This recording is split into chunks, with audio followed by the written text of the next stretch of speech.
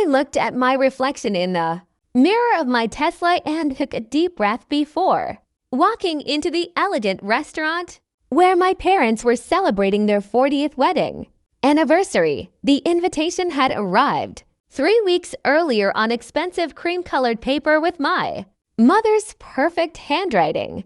It was exactly the kind of invitation she loved because she knew the event would appear in the local society pages. My name is Sophia Whitmore. I am 34 years old, and for most of my life my parents treated me as if I were the least important member of the family. My younger brother, Marcus, was always their favorite. He received a brand new BMW when he graduated from college. I drove an old Honda that I bought myself.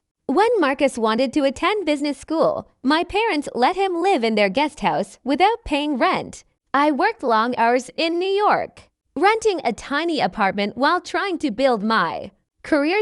Today, they still believed I was simply doing the London finance thing. They had no idea that I was senior vice president of international acquisitions for Meridian Global Holdings. My job involved negotiating billion-dollar international deals, traveling across the world, and earning more money than they could imagine. When I received the invitation, I noticed something immediately. There was no invitation for my boyfriend.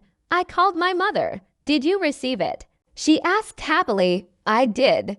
It's beautiful. We're expecting nearly 200 guests," she said proudly. "The governor is coming. Senator Blackwell will be there.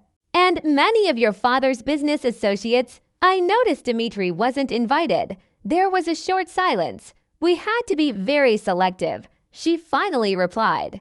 "Only immediate family and their spouses. What about Uncle James's girlfriend?" "That's different. And Aunt Carol's partner.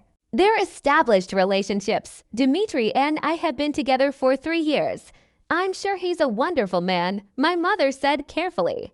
"But this event is about networking. We need guests who fit the occasion." I understood exactly what she meant. Dimitri was an internationally respected human rights attorney, but he wasn't part of the wealthy social circles my parents admired. "Of course," I replied calmly. "I understand." The moment I ended the call, an idea came to me. Instead of arguing, I would let reality speak for itself. I contacted Meridian's aviation department and reserved the company's Gulfstream G650 for personal use that weekend. Then I made another phone call to an old professional contact in Europe. By the time the anniversary arrived, everything was ready. I flew from London to New York aboard the private jet.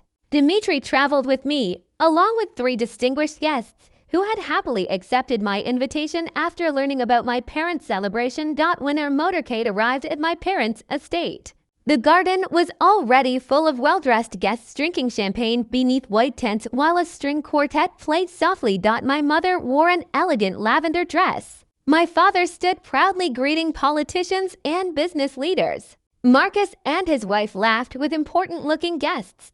No one noticed us until we walked through the garden. Entrance, conversation stopped instantly. I entered first. Dimitri followed beside me. Behind U.S. walked a duke, a duchess, and their daughter, Lady Charlotte, accompanied by discreet security officers. Every head turned. My mother's champagne glass slipped from her hand and shattered on the stone walkway. My father's confident smile disappeared. Marcus stared at us with his mouth hanging open. I smiled warmly. "Mom, Dad, sorry. We're a little late." Our landing slot at Westchester Airport was delayed. Then I introduced everyone. "This is Dimitri.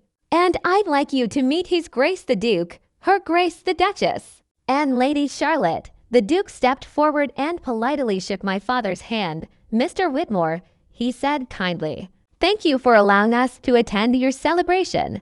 Your daughter was generous enough to arrange transportation after learning we were visiting New York." My father struggled to speak.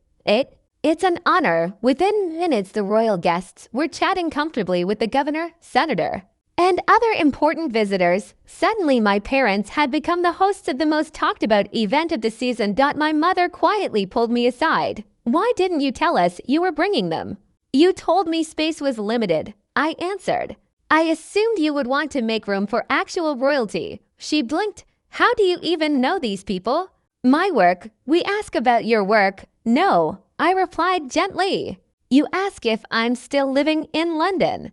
You ask when I'm coming home. You ask if I'm getting married or having children. I looked directly into her eyes. You've never once asked what I actually do. She had no answer. Dad soon joined us. The Duke mentioned, you're advising European investment offices. I am. And you negotiated a 2.3 billion dollar acquisition this week. Yes, his face showed complete disbelief. You never told us. I tried.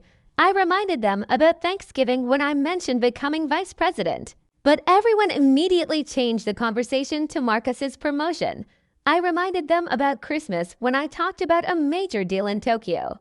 But my father interrupted to ask if I planned to move back home. Then Easter, when I announced I had become senior vice president, only for my mother to ask whether I had found a husband yet. None of them remembered. They had never been listening.